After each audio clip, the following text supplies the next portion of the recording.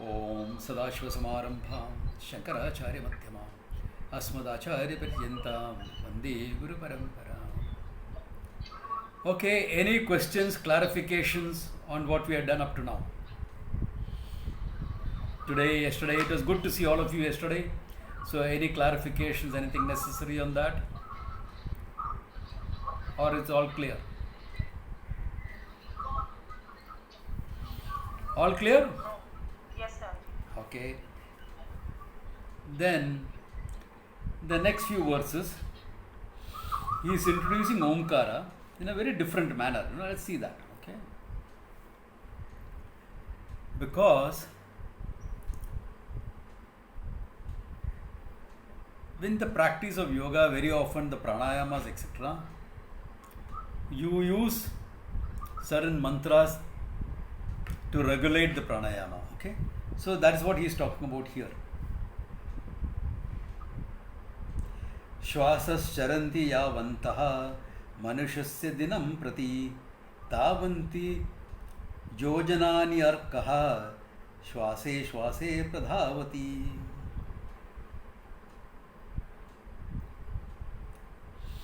Okay. He says श्वासश्चरन्ति यावन्तः मनुष्यस्य दिनं प्रति. In one day,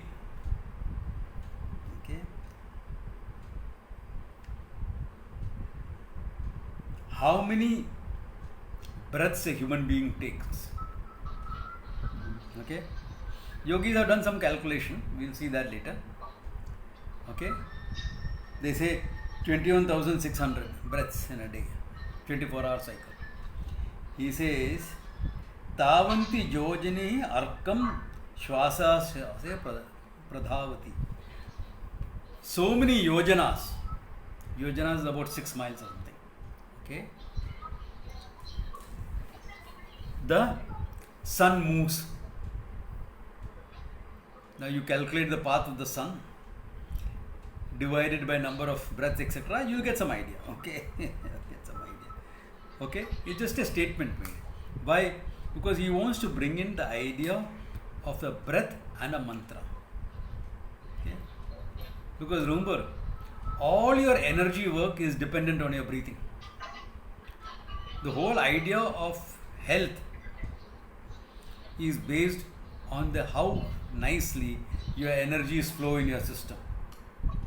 And the only way we can in the beginning gain some hold over that energy, over the systems of the prana in your body, because remember, prana is an autonomous nervous system.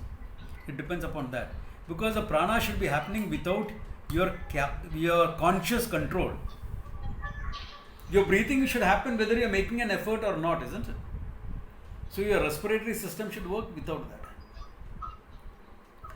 Your other pranas, digestion, circulation, etc., should happen whether you are conscious about it or not. Therefore, the prana is not under conscious mental control. Therefore, if you want to do something about the prana, all these energy systems that keep you alive, then you have to go through one thing that you can be very conscious of very easily, that is your breath. That's why pranayama is used to handle the energy system in your body. Okay, and pranarodhanat liyate manaha jala pakshavat rodha sadhanam. The prana is used to handle the mind, for which he gives an example, like how a net is used to capture a bird. You will remember where it is from? Any of you remember where it is from? Ramana Maharshi's Shatdarshan. Yes, very correct. Ramana's work, yeah. Good, people are remembering everything. Acha, nice to see that. Yeah. So, this is where the whole thing is. Okay, therefore, bringing in the breath and bringing in a mantra to regulate that breath. Okay, very nicely the whole thing, because the mantra will help you get the mind into control. Your Focus on breathing and changing those patterns will help you function at the physiological level, enhance the physiological. Bringing in the mantra, the mind also comes into the thing. Like he look at it, how he says here. Ekavimshati sahasram shatvam shwasa sankhya soham iti uchariti atma mantram pratyaham yushe. Ekavimshati sahasram shatvam shwasa sankhya. Shwasa sankhya, your breathing, number of breaths. What is that? 21,600. A number that the yogis have arrived at. Okay. And what is one of the mantras, many mantras, what is one mantra that is used to regulate that breath, etc.? The mantra is Soham. So, breathe out. Inhale with so, breathe out with hum. Inhale with so, breathe out with hum. Okay? And along with that, there are other things also to be done. Okay? Like tucking the tailbone in, pulling up your Mula Bandha, etc. So there are a lot of things to be done along with that. But this is the whole thing. It can be done sitting, it can be done standing also. Okay? I prefer the standing version because for me, standing is easier than sitting. Okay? Yeah.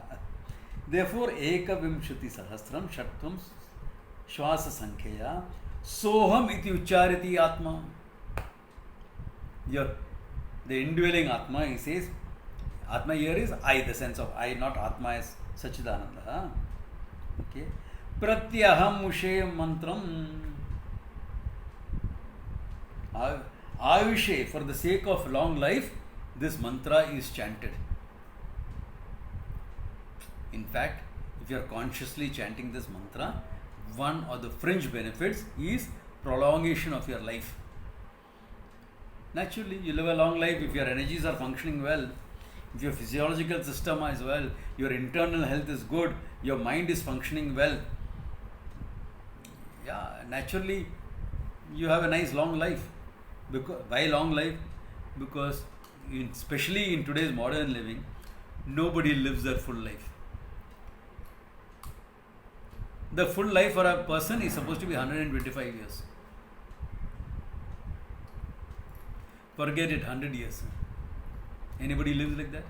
It becomes record if you have lived 100 years. Yeah. Why? Because we abuse our system. We abuse our system. Poor health, because systems are abused. Junk is put into the system. Stress in your mind. So, junk in the body, junk in the mind. Therefore, your life gets shortened. So, your full prarabdha of 100 years, nobody gains. Nobody gains it. Yeah, your prarabdha, an average, the lifespan in Kali Yuga is supposed to be 100 years, okay? Who gets 100 years? Nobody. Why? Because nobody pays attention to the energy system. Even I have seen people who go to the gym, exercise, etc., breathing, they don't pay attention to. I see some of the MMA matches sometimes, mixed martial art matches. There also breathing is so pathetic, though they should be good in their breathing. Why? Because their martial art is, the whole power comes from your breathing. But in those matches I see they're very poor in their breathing techniques.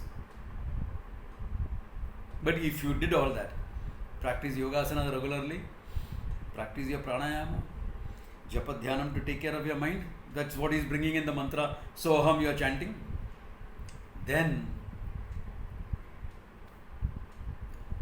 long life is natural. A long healthy life is natural. But why do you want a long healthy life? So you can gain moksha in this lifetime itself. You have enough time to study and work on your nishtha. That's the idea. Enough time to study and work on your nishtha. Otherwise, why do you want a long life? Long life has got no meaning unless there is good health. For good health, you can do something about it. By prarabdha, you may still fall ill here and there. That's a different thing. That is prarabdha. You are supposed to go through that suffering. That nothing can be done about that except going through it. Okay? But the other part, your health you can take care of. All right. So, what is this mantra about? All right. Before he gives an explanation, he gives. Swamiji, Yeah. I have a question, Swamiji. Please ask. This 21,600 breaths is for a layman or for a yogi? Ordinary people. I'm sure for yogis it will be much less. Yeah. Yeah. For yogis it will be much less. This is for the ordinary people, the common man. Okay. Even that is a huge number, actually speaking. Even if you are taking, 10-12 breaths a minute, roughly, that's how they are calculating. Yeah. Anyway, that apart, what is this mantra Soham about? It's really speaking a Mahavakya.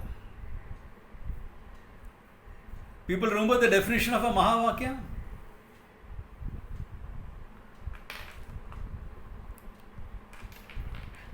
What is a Mahavakya?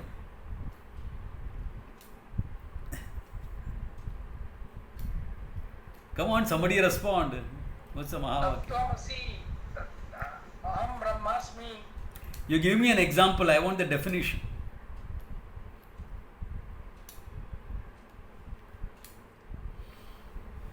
Akhandartha bodhakam vakyam mahavakyam. Remember? Akhandartha bodhakam, a vakya which gives you knowledge of the indivisible whole, of one reality. A vakya that will talk about Jiveshwara Aikyam, the oneness between Jiva and Ishvara. That is a Mahavakya. Okay. So, in a Mahavakya, what is the relationship between the words? Just the arrangement of the words. What is it called? थोड़ा revise करना अच्छा है ना?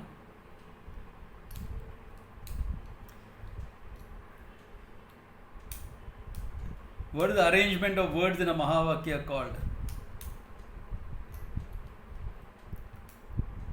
सब भूल गया lockdown में.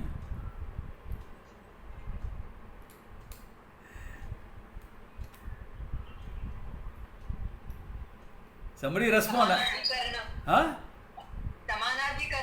Samanadhikaranyam. Yes, the relationship between the words of a Mahavakya are called Samanadhikaranyam. What is anyone remembers the definition of Samanadhikaranyam? Hey, this is an advanced class. You can't forget all these things. These are basic. What is the definition?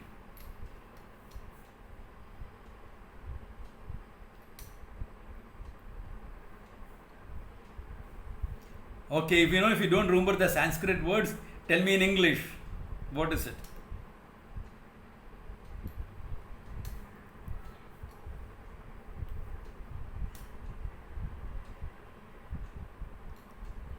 Swamiji, I remember only the example, the big blue fragrant lotus. Okay, that's not that bad.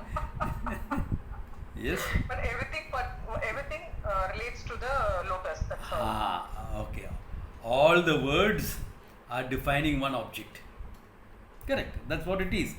In Sanskrit it is Binna pravarti nimittanam padanam ekasmin bimbe tatparyam.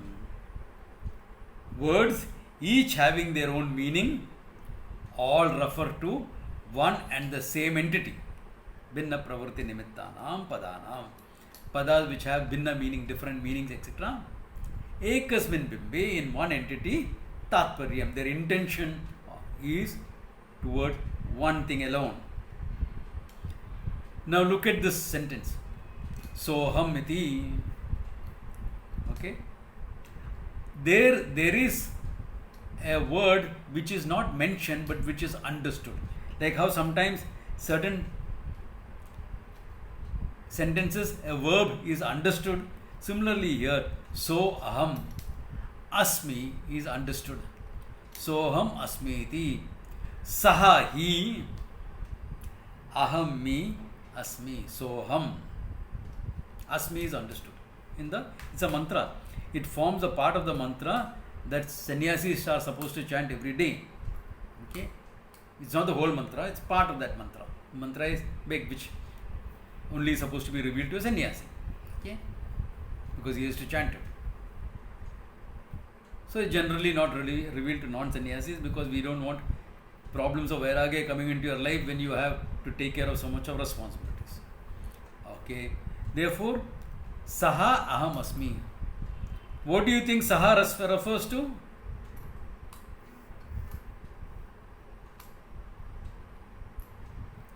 What does saha refer to? Huh? That means, Now. yeah. That without reference means generally will stand for Ishvara. Aham is for me, the Jiva. Therefore, saha aham asmi iti. I am Ishvara. Oh wow.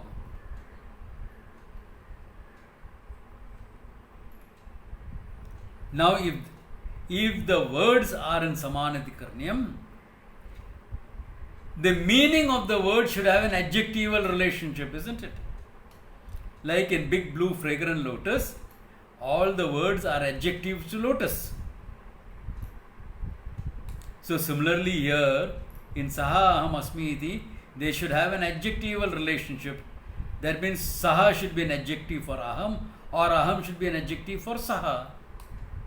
That means I should qualify Ishvara or Ishvara should qualify me. Is it possible? Big blue fragrant lotus is fine. Does saha, I am Ishvara doesn't make any sense in the direct meaning? Yes or no? No. Be confident to say it. Don't be dull in a class. It's only 11:30 in the morning. Okay. Therefore, direct meaning is not tenable.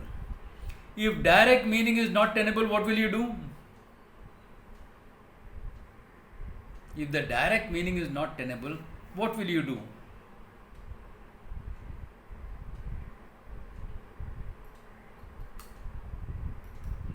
Okay, the class is deciding to keep quiet, I'll also keep quiet. We use the. Huh? I don't know the Sanskrit words, but we do that Chandra Shakha Nyaya. We put No. towards it. So there are three things that Nope. is there. Nope. First is when. Nope. Chandrashaka Nyaya does not come here.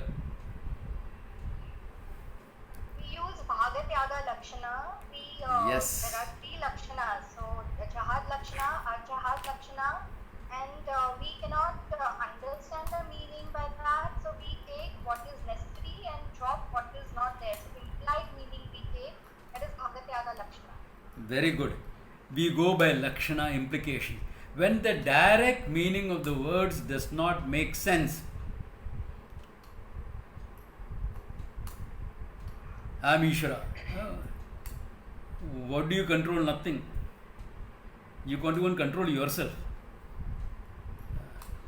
That's why you are putting on weight in lockdown, because you can't control your tongue. You want to eat everything. Comfort eating happens. Therefore, what Ishvara are you telling? Ishvara is the one controller of everything. Doesn't make sense. If a sentence does not make sense, then you go for its implied meaning. Like somebody tells you, Saha, you are that. And where is he pointing? To a donkey.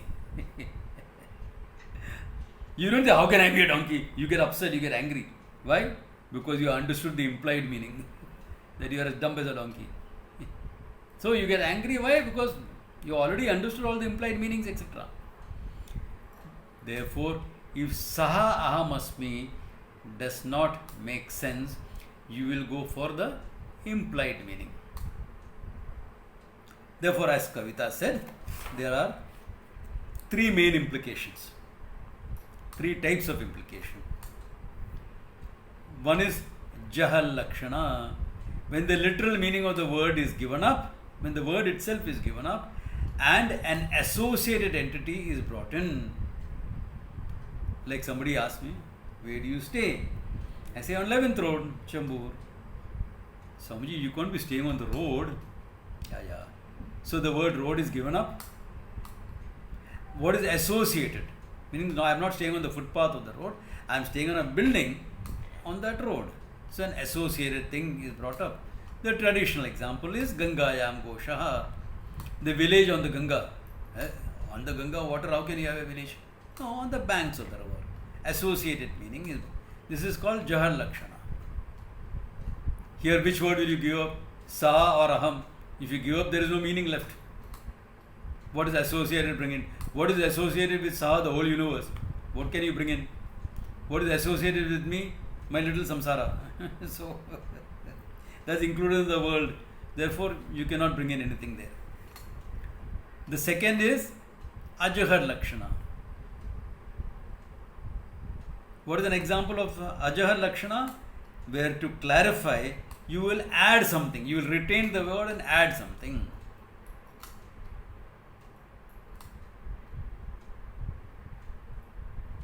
Okay. Array, someone comes in outside the class and says, hey, the dadi is talking too much. The beard is talking. How can the beard talk? You understand, the bearded man is talking. Koi Babaji baitha hai? Bearded man is talking. So here the word is not given up, but you add a word to make it sensible. This is called Ajahan Lakshana. Next time in the class when I ask it, be sure to remember all of it, okay? Ajahan Lakshana. Traditional example is, the red is running. How can red run? The red horse is running, red dog is running, whatever. Okay. So between Ishvara and Jiva, what another word are you going to bring in? Doesn't make sense. Therefore, you will use Jaha Jahan Lakshana, or otherwise known as Bhagatyaga Lakshana. How does Bhagatyaga Lakshana work between Ishvara and Jiva? Time for the class to take over. Come on, say something. Respond. What is given up, what is retained?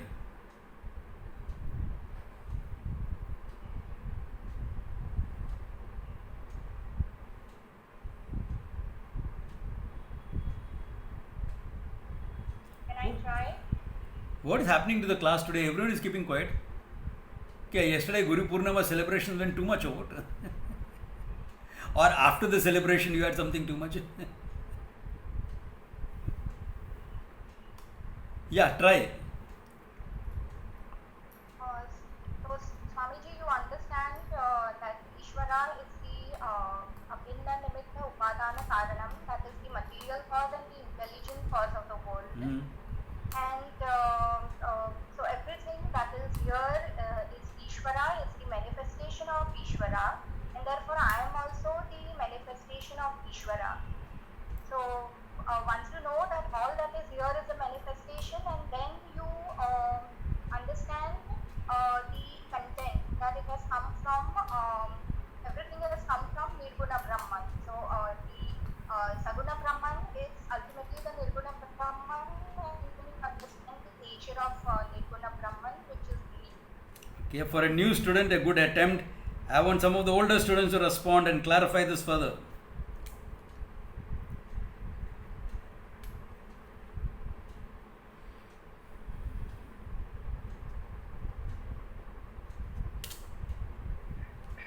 Come on, clarify.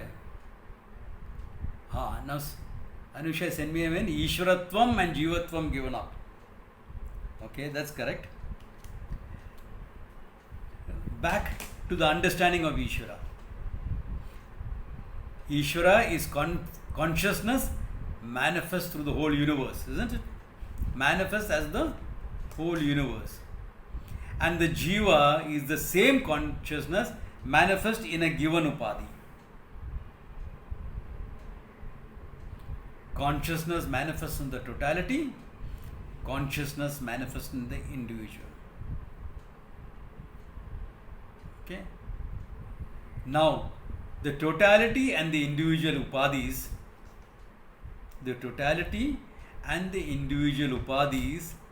are both mithya or not mithya? Because the moment you say manifestations, they become mithya. Because it is mithya, in your understanding you can give it up. and retain the consciousness that is manifest in the totality, and the consciousness manifests in the individual. There is only one consciousness. Therefore, Soham will be understood as I am that limitless consciousness. By giving up the literal meaning of I am Ishvara, giving up that. Why? Because the Ishvara's Upadhi, and my Upadhis are Mithya. Consciousness is Satyam, and there is only one consciousness. So the understanding is not I am Ishvara, the understanding is by that statement. Soham, it is statement, means I am that limitless consciousness. Lakshanaya, it means that I am that limitless consciousness. Ishvara and Jiva are used. Then why not directly say your limitless consciousness? Why bring in Ishvara into the picture? Come on guys, respond. Why, what is the necessity of bringing in Ishvara into the picture? Why not directly say your limitless consciousness? You have to account for the world. Huh? You have to account for the Jagat. In what way are you accounting for the Jagat by bringing in Ishvara? The total manifestation. That you already presented as Mithya.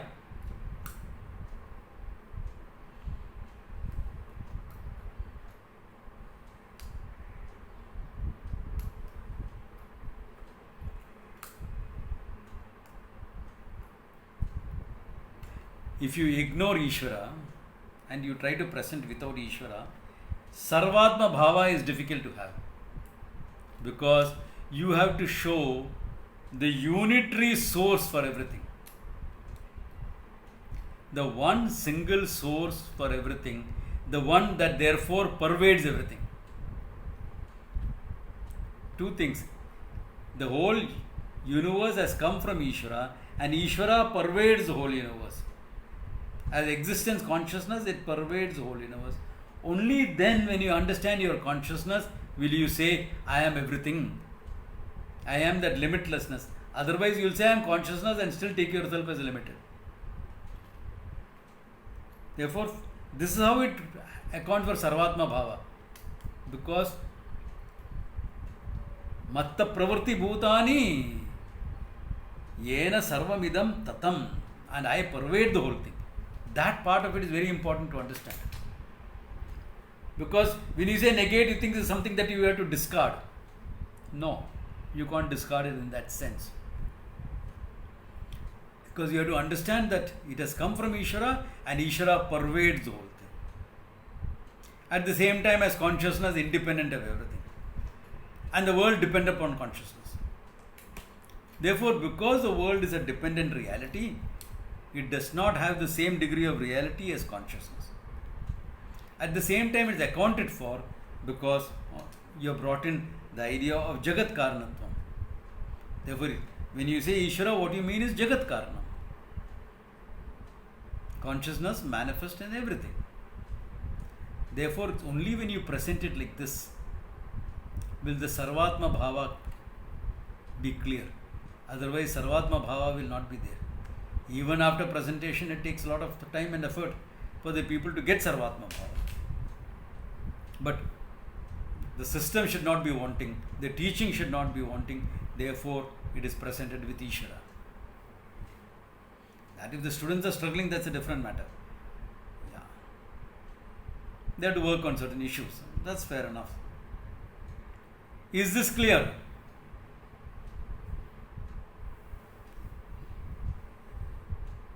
Everyone is taking a Mauna Vrat today. Over today is Purnima. There is no need for a Mauna Vratam. Clear or not clear? Yes, Swami. Clear, Swamiji. Then say that. No? Why am I asking the questions? Not for fun. Okay. Therefore, Soham is a Mahavakya like Aham Brahmasmi, etc. Okay. Now this is the Vakya. Therefore, even though in the practice of pranayama it may be used to regulate breath, okay, that's because it's easy. Soham, it's easy. You can regulate it, you can speed it up, you can slow it down, all that you can do. So you have some control over the energies. Make it more slow if you want to, make it move fast if you want to.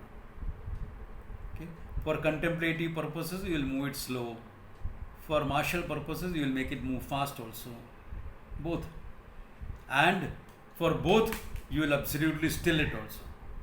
Okay. When you are lost in the contemplation, you will still it.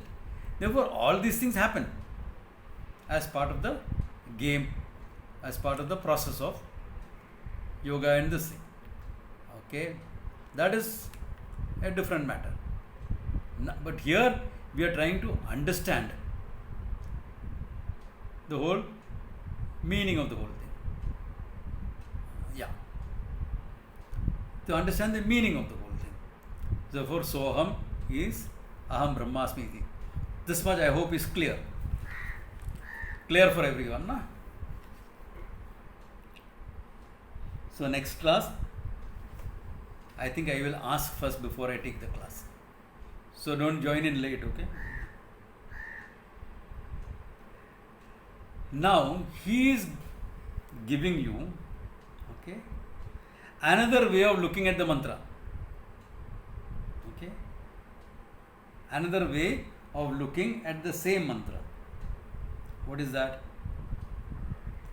Sakaram cha hakaram cha lopitva prajoyajit sandhim vai pura rupakhyam tathaso pranavo bhavet.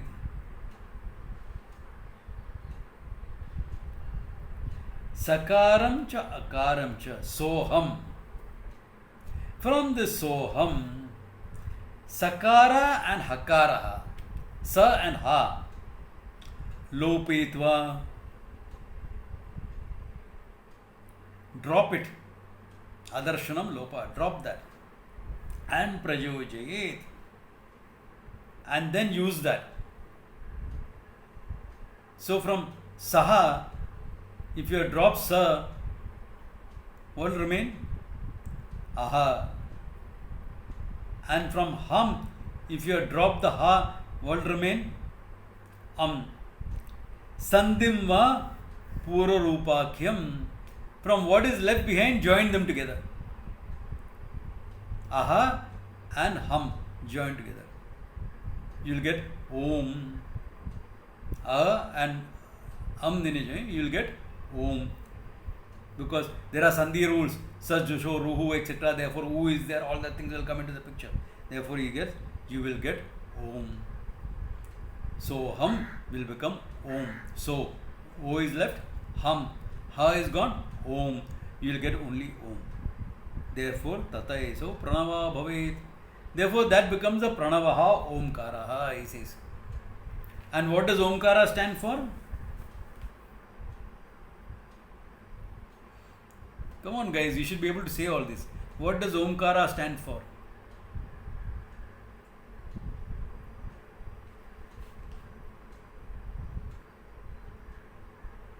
Brahman. It's a sound symbol of Brahman. Sound symbol of Brahman, the reality. Therefore, another way of negation, without going into all the details of it, he says, you drop these two, you will get omkara. Therefore, om is a mantra that is chanted. Okay.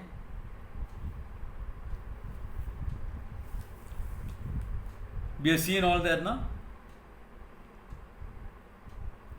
Have you seen all of you remember the details of om or don't remember the details?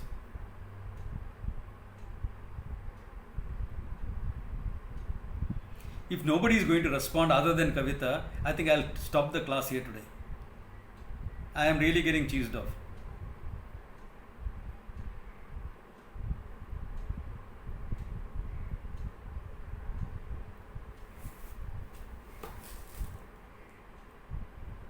Is anyone willing to respond, or should I close the class here?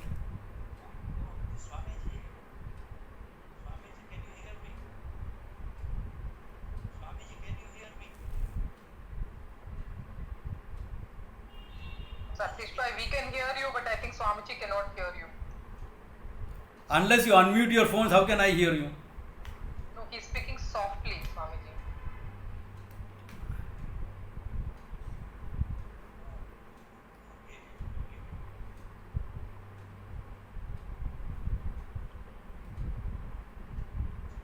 Satish Bhai is not the only person here. There are so many. I counted 18 participants. Yeah, Swamiji, can you hear me?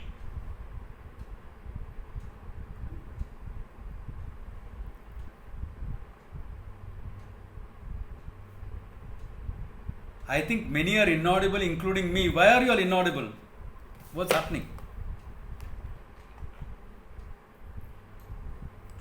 Let me double check it by putting on this thing.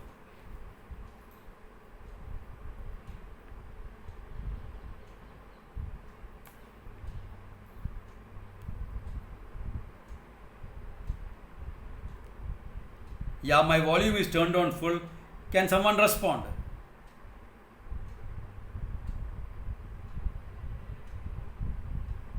Nobody seems to be responding.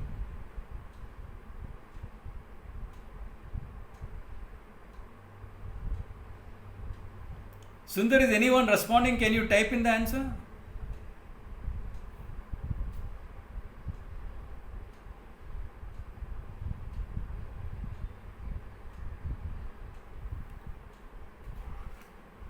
Yeah, I know Mandukya Karika is full of description. So what does Omkara stand for?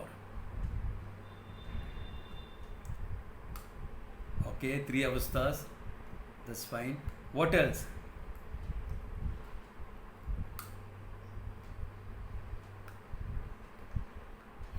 Yeah, but the basic thing is, if you are talking about waking dream and deep sleep, there is a 1-to-1 equation between waker and Virat, between dreamer Taijasa and Hiranyagarbha, between Prajna and Ishvara. Therefore, Omkara stands for both Saguna Brahman and Nirguna Brahman, right? Yeah. Therefore, that is what it is. Omkara stands for both Sagunam and Nirgunam. Sagunam is represented by Auma, right? And Nirgunam is represented by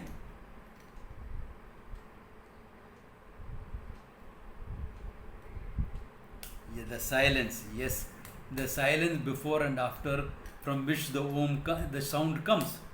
Therefore, the silence is indicative of Nirgunam, and the word, the alphabets, are indicative of Saguna. Therefore, what Omkara represents is the whole reality that you are dealing with. The whole reality is represented by Om. That is why he is reducing the mantra Soham into Om, because Om represents the whole reality. You are trying to make it as brief as possible. So, in one what you call word, in one alphabet, Om, you are covering the whole teaching. That means what? If you remember Om, you should remember the whole teaching that comes in. Because Mahavakya is summarizing the whole teaching into one sentence. That's what Mahavakya is about. Something you are supposed to be advanced class, therefore I have to talk it in these terms. Okay. Therefore, when you are talking about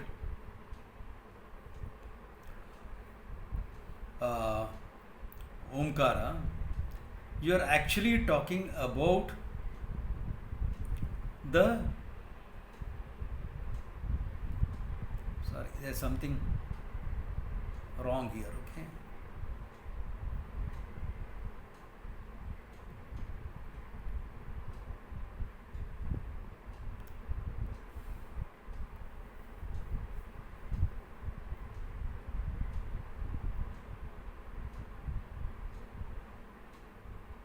Yeah. So when you are actually talking about the whole teaching is summed up in one sentence called the Mahavakya. Okay? And the whole Mahavakya is summed up in one sentence, one word, that is Omkaraha. So for Omkara, yeah? What is the question? Yeah?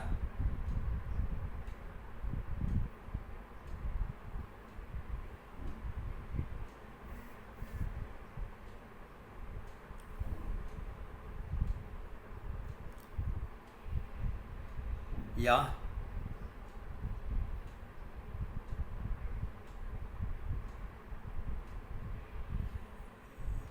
Yeah, you can, because silence is the teaching. That's what it said, right? Maunam Vyakhyana. What is that silence? The reality that you are, exactly. Therefore, the silence there refers to the reality that you are.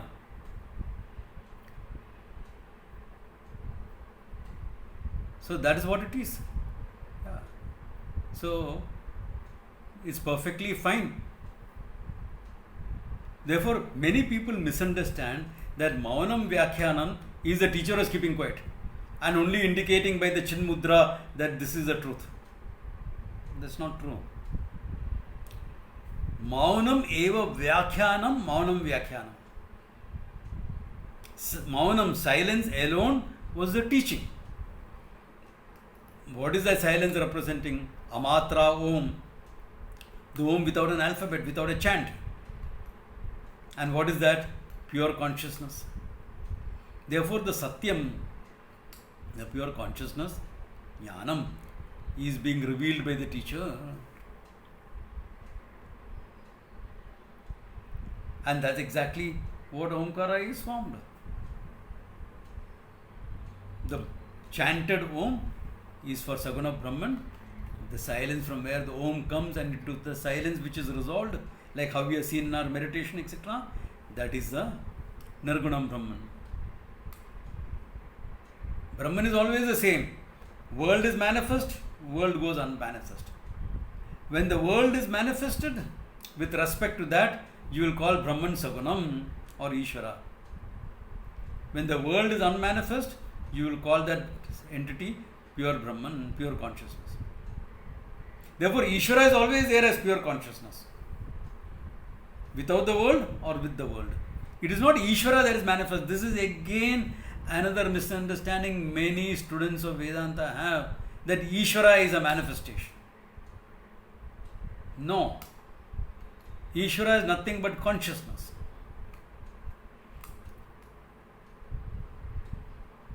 Then why using Ishvara with Maya? Aupacharikam. Aupacharikam. Because of Maya, the world can manifest in Ishvara, in Brahman. In Brahman, because of Maya, the world is manifest. Therefore, because the world is manifest, to indicate that, you will use a term Saguna Brahman or Ishvara. Just to make people understand, we are talking now of Brahman and the manifested world, the apparently manifested world.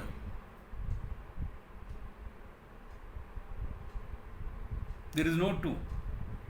When the world is not there, Ishvara alone is there as Nirgunam Brahman. Therefore, Ishvara is always there. Sagunam, Nirgunam. Nirguna is pure consciousness. Saguna is, okay, there is an apparent world also manifest now. Consciousness is always the same, always there. Otherwise, how can you say Tattvamasi? How can you say Tattvamasi if consciousness is not always there?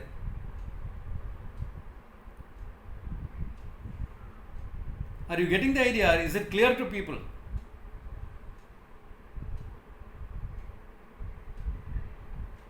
Yeah, shoot.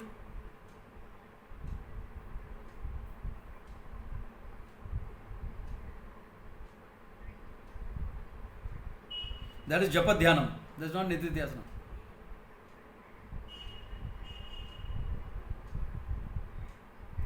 Yeah. Exactly. Yeah, exactly. That's it. Yeah. The silence is getting you back to yourself. Yeah. As a reality. Sundar was trying to say something.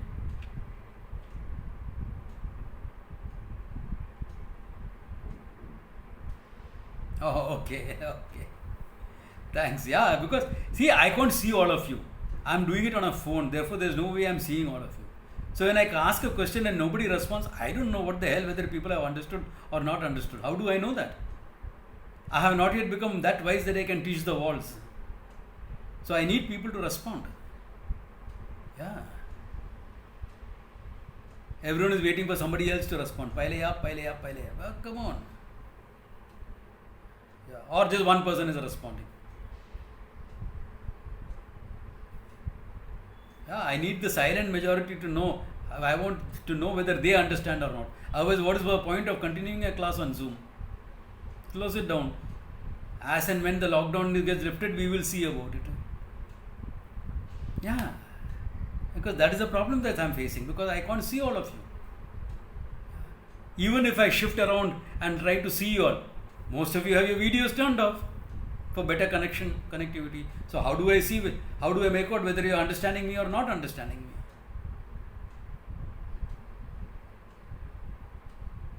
So then that's why I am asking. So if people are keeping quiet and not responding, if you are not audible, check up the audio level in your phones. Turn it on. Make it more. Maybe it's your laptops. Maybe it's not turned on to the full power. Check all those things. I am not supposed to be the expert in these things. You all are. You all use it more than I do. So do that.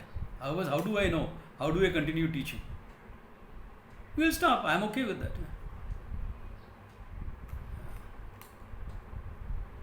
So back to the base, when you are saying, therefore, Omkara, Sureshwara here is reducing Soham, the mantra, the Mahavakya.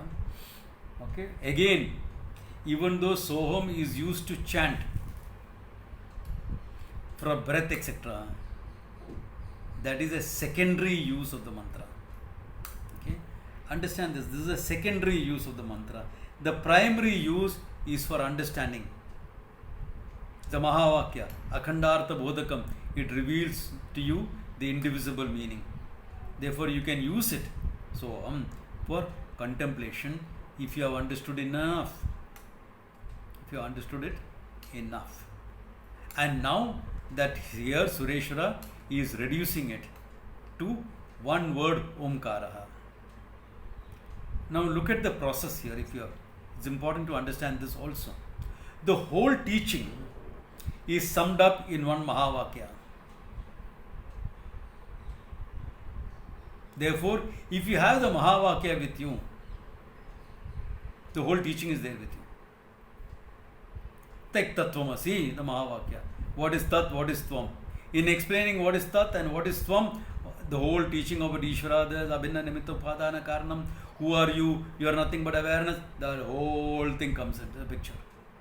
And then because of that Asi, that identity between the two, the completeness, that you are everything is also explained. Therefore, all a teacher requires is one sentence to bring in the whole nuances of the teaching. The whole nuance of the teaching can be brought in one sentence.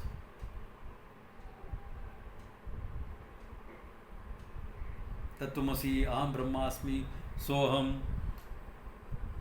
Kshetrajnam Chapi Mam Viddik Sarva Kshetreshu Bharata, Satyam Jnanam Anantam Brahman. All these sentences like this can bring in the whole teaching. Then that is further reduced into one word, Omkara. Whole teaching is reduced to one word. That means what? If you have Om with you, the whole teaching is with you.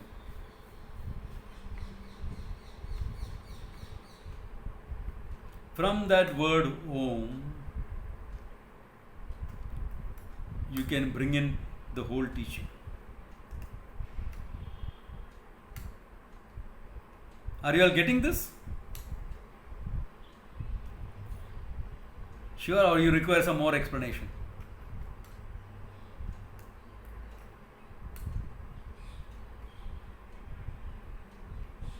The reverse process. Yeah, the reverse process. Yes. Now look at it. Soham got reduced to Om. Om stands for both Saguna and Nirguna. So Nirguna, you understand pure consciousness. Then when you have to explain the other person is sitting in front of you. The other person is part of Saguna Brahman, manifested Om. Therefore, he is the Jiva. Therefore, what is Jivatvam? Therefore, how do you explain that the consciousness is now manifest as a Jiva? Therefore, again, body, mind, etc., all that explanation, Panchikaranam, etc., the whole teaching comes there, right there. In explaining what is the Jiva, in explaining the process of the creation, whatever paradigm you are using for the creation, the whole thing comes in. And then you reverse the thing and say, therefore everything has come from Om. It goes back into Om. Therefore all that is there is nothing but Omkara. That is pure consciousness. Can you see that? Or no? Yeah. So the whole teaching is there in that just that one word, Omkara.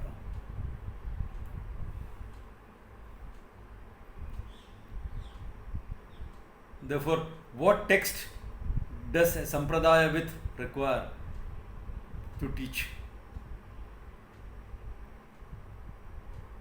No text. This is how masters sat under a tree and taught. Why? Om hai na. Bhoot ho gaya. One word you remember is enough. One Mahavakya you connect up with, enough. The whole teaching can be brought in. And how much you explain will depend upon how much the students require. So the text is used for the sake of the students so that they have some guidance available, some reference point available, some gradation of learning available. Okay, beginning you learn like this, then you learn like this, then you learn like that. Some gradations are available. It is more meant for that than for the teacher. A Sampradaya does not require a text. That's how the rishis taught. Sat under a tree, a student came and asked, and they taught. And whatever they taught became the Upanishads. Whatever the rishi taught became an Upanishad. Correct or not? The student went and asked the teacher, Kene shitam patati preshitam manaha patati. And he answered, and that became the whole Upanishad. There was just one dialogue, you were sitting under a tree and talking. Neither the teacher nor a student had a text. They carried it, everything inside. Can you see the phenomenal nature of the whole thing? How the whole thing evolved. Very beautiful to understand that. Very, very beautiful. The whole parampara evolved like that. Then from Kali Yuga onwards, it started being written down. After Vyasa's time, all that was written down. Then more people started adding scholarly texts, etc. That's a natural progression that happens in any discipline of knowledge, because the scholarliness is necessary for complicated minds to understand it. The more complicated your mind is, the more complicated the answers will have to be. Therefore, that thing came up. Okay. But I want all of you to do one thing.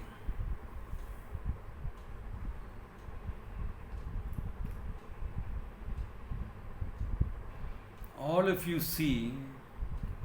think about how the whole teaching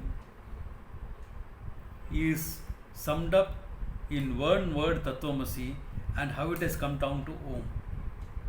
I want you all to think and write about it, all of you. Okay? All of you to think and write about it. It's a homework given, because this is the crux of the whole thing. The crux of the whole teaching. Otherwise, we will keep finishing text and people will remain in the same place. If you find you cannot write, record it on your phones. Okay? Yeah, it doesn't matter. Read, write, whatever, but I want all of you to do that. How I'll check it up, etc., we will see. We will see. Okay? But I want everyone to do this. Because We are at an advanced level of learning. We have been learning for about 12 years now. Learning for 12 years, that's a long time. Okay. Therefore, I need to be sure that your level of understanding matches that. Okay. Yeah. Therefore, I want to see your understanding. Huh? Beg your pardon? Yeah. How's reduced to Omkara? Yeah. Yeah. Yeah. Even if you come up to Tattvamasi, I'll be happy. Mahavakya, I'll be happy with that. Yeah. Okay. So this is a good place to stop. Short class today, but good place to stop because I want you all to think on this. Because if I go to the way, he is looking at the Omkara through Shivagamaha. Before he looks at it through Shivagamaha, I want you all to be clear about how Vedanta looks about it. Otherwise, both together you'll get a big confusion in your mind. I don't want that confusion to come. That's why I'm asking you all to do this exercise. Okay? Yeah. How Omkara sums up the whole teaching. Even if you do that much. How Omkara is the summary of the whole teaching. How it stands for everything and how everything can be explained. Even if you make an attempt at that, you will understand that very well. And then, next class, I will go into how Shivagama looks about it. Once you do that exercise, it's very simple. How Shivagama looks at it is very simple. But if you are not clear about Omkara the way Vedanta looks at it, what is the next thing that will come will end up confusing you all totally. So I don't want to be confusing you all. Therefore, please do that exercise. Okay? So good place to stop. Any question, any further questions or clarification? If there are any questions or clarifications, please ask. All clear? Is the homework clear? Yeah. Please do that because your understanding will depend upon that. Okay? Thank you. I enjoyed being with you all today and yesterday as well. So, yeah. It was a good program yesterday, good class today also. Yeah. I enjoy being with all of you. Thank you. Take care.